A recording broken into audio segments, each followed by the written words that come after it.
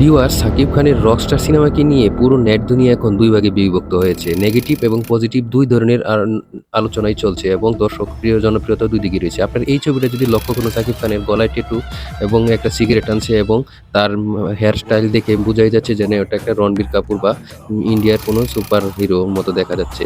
আসলে এরকম লুকিংস এবং এর বিভিন্ন ধরনের ডান্স এবং বিভিন্ন ধরনের অ্যাঙ্গেল থেকে ড্রোন শুট তোলা এবং বিভিন্ন লুকিং দেখেই মনে হচ্ছে এটা কোনো হলিউড, বলিউডের মুভি এবং কোনো আন্তর্জাতিক মানের মুভি হচ্ছে।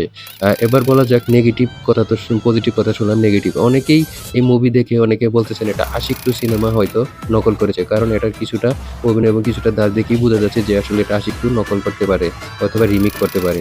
কিন্তু এখনো বোঝা যাচ্ছে না সাকিব খানের টিজার, গান এবং তার বিভিন্ন মোশন দেখে বোঝা যাচ্ছে না আসলেই কি এটা আশিক 2 নাকি কোনো কপি করছে বা কোনো নকল করছে। এরকমভাবেই তারা টিজার তৈরি করতেছেন। তাই সমালোচকরাও ভালোভাবে সমালোচনাও করতে পারছে না তার এই মুভির টিজার দেখে এবং ছবি দেখে। তবে বোঝাই যাচ্ছে যে এটা একটা অনবদ্য একটা মুভি হতে যাচ্ছে। সাকিব খান সবসময় যেরকম উপহার দিয়ে থাকেন। যদিও তার সমালোচনা করে থাকেন অনেকেই, কিন্তু তার ভক্তদেরও অভাব নেই। দেখা যাচ্ছে তার ভক্তরা অধীর আগ্রহ অপেক্ষা করছে এই মুভির জন্য। তো প্রিয় ভিউয়ার্স, আপনাদের মতামত অবশ্যই জানিয়ে যাবেন। সাকিব খান কেমন করছে এবং কেমন করবে এই বিষয়ে এই মুভিতে এবং আগামী ঈদে কেমন চলবে সেটা আপনাদের মতামত অবশ্যই দিয়ে যাবেন।